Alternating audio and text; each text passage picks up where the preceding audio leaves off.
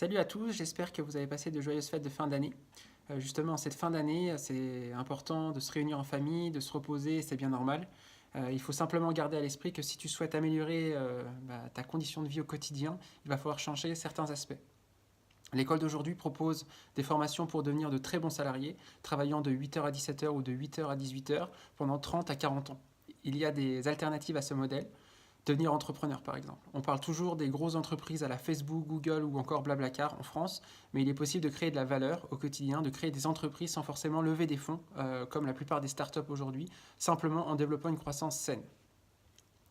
Par exemple, je ne sais pas si tu connais Bruno Maltor. Donc Bruno Maltor, c'est un blogueur voyageur qui voyage et qui se fait payer pour créer des vidéos, pour les diffuser sur YouTube. Et vu qu'il a une audience intéressante, il est capable de monétiser justement le fait de créer des vidéos. Le lien sera dans la description de cette vidéo, tout simplement. En 2019, il n'y a plus aucune excuse pour rester salarié et continuer de se plaindre pour son train de vie. Nous avons Internet, YouTube, l'accès à tout type d'informations. Ce qu'il faut, c'est simplement avoir le bon état d'esprit pour essayer d'apporter toujours plus de valeur et d'essayer de se dire qu'il est possible de créer des choses nouvelles. Mon objectif pour 2019, c'est de vous montrer qu'il y a des solutions pour créer des revenus complémentaires de votre activité principale. On ne parle pas justement de tout lâcher du jour au lendemain, mais bien au contraire, de garder votre activité principale et petit à petit essayer de développer des alternatives pour avoir un complément de revenus qui va vous être utile pour partir en vacances, pour avoir plus de temps libre éventuellement, ou pour tout simplement profiter de la vie comme vous le souhaitez. Si on regarde l'aspect Amazon FBA, je considère que c'est un business model qui est très intéressant aujourd'hui, puisque avec un petit peu moins de 2000 euros ou 2000 dollars, vous allez être capable de créer votre entreprise, de lancer votre premier produit et d'apprendre tout en faisant vous-même l'expérience de vendre des produits en ligne. Et ce qui est intéressant avec ce modèle, c'est que vous n'êtes pas obligé d'échanger une heure de travail contre un taux horaire. Vous allez justement travailler éventuellement beaucoup pour mettre en place le projet sur pied, mais derrière, vous allez tout simplement avoir des revenus passifs, même si ce n'est pas forcément des revenus passifs, puisque pour moi, un revenu passif, c'est un revenu dans lequel on n'a besoin de mettre aucun effort. Là, ce n'est pas le cas. Il faut quand même s'investir, notamment au début, énormément pour trouver son produit, pour connaître un petit peu comment ça fonctionne sur Amazon, comment on fait pour vendre correctement sur Amazon, quelles sont les différentes étapes à suivre. Pour revenir sur Amazon FBA, pour ceux qui ne connaissent pas, il s'agit d'un service qui est proposé par Amazon aujourd'hui partout dans le monde, donc dans plusieurs marketplaces, plusieurs pays, et qui permet à des vendeurs comme vous et moi de vendre des produits sur les marketplaces. Amazon prendra en charge la logistique, c'est-à-dire entreposer vos produits, mais aussi préparer l'expédition et l'envoi des colis 24 heures sur 24, 7 jours sur 7. Et ça, c'est vraiment intéressant puisque si vous dormez, par exemple, vous pouvez très bien imaginer faire des ventes. Puisque selon les décalages horaires, selon où sont vos produits en vente, vous allez pouvoir générer quelques ventes lorsque vous dormez. Et ça, c'est intéressant puisque ça change vraiment du modèle où vous êtes obligé de travailler, mettons, de 9 heures à 18 heures et d'avoir un salaire par rapport à ce travail-là. C'est bien beau tout ça, mais je pense que ça peut être intéressant de vous montrer des résultats concrets. Et donc là, vous avez à l'écran les résultats sur les 15 derniers jours de vente sur un seul produit et une seule marque au Canada, donc sur Amazon.ca. Vous pouvez voir que j'ai généré 1885 dollars. Peu importe le montant, hein, il y a des vendeurs qui vont vous dire qu'ils ont généré 18 000 dollars, d'autres 50 000 dollars, 100 000 dollars, d'autres 500 dollars. Le principal, c'est de toujours essayer d'apporter de la valeur. Et encore une fois, là, vous pouvez voir qu'il y a quand même une certaine demande par rapport aux produits que je vends. Bien entendu, ça pourrait être plus, ça pourrait être un peu moins, mais ça, peu importe. Il faut juste voir que là, typiquement, j'ai vendu 41 produits. Mes produits se vendent entre 45 et 46 dollars. Et donc là, on est vraiment sur une phase de lancement. Donc vous pouvez voir qu'au départ, aux alentours du 10 décembre, ça a commencé doucement. Puis tout de suite, là, j'ai réussi à vendre 5 unités, 4 unités, c'est redescendu à 3, puis 5, puis 5, puis 4, etc. Et puis là, vous voyez là au niveau du 23, 24, 25 décembre, ça ralentit un petit peu, puisque effectivement, la plupart des personnes font leurs cadeaux de Noël. Là, vous voyez, c'était un peu les cadeaux de Noël de dernière minute. Et puis là, sur cette partie-là, ça ralentit, puis ça va repartir début janvier normalement. Si on regarde maintenant la marge, c'est surtout ça qu'il faut regarder. Sur les 1885 dollars, j'ai à peu près un petit peu moins de 30%, donc on va dire 28% de marge. Donc on fait 28% fois 1885. Et là, on tombe sur un 527 $.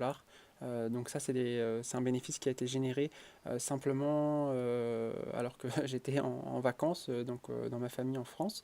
J'ai pas du tout touché mon compte Amazon FBA pendant cette période-là. Et c'est vraiment des revenus qui se sont générés tout seuls. Bien entendu, comme je vous le disais précédemment, il y a quand même un gros travail à faire au départ pour sélectionner son produit, identifier son fournisseur, euh, connaître comment fonctionne la vente sur Amazon.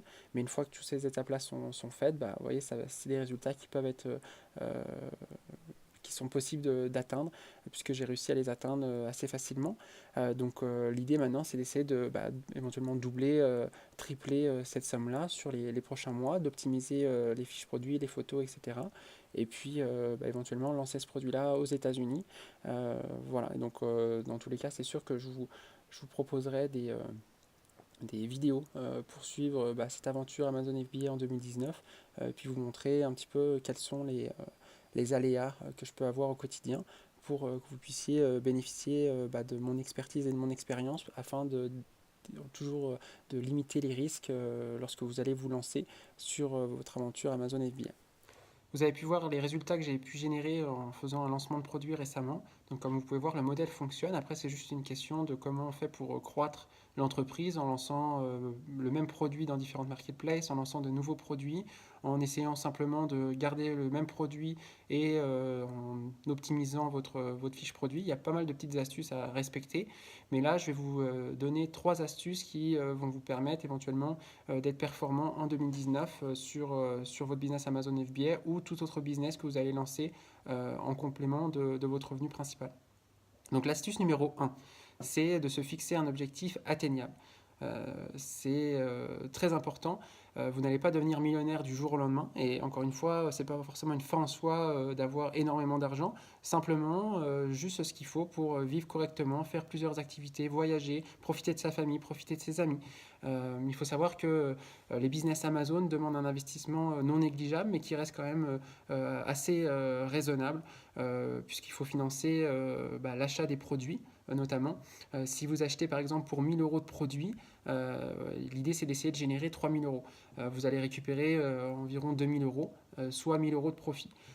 C'est ça le ratio qu'il faut garder en tête. Il faut essayer d'avoir entre 25 et 30% de bénéfices, du moins votre marge brute, qu'elle soit entre 25 et 30%, en enlevant toutes les commissions et les frais imputés d'Amazon.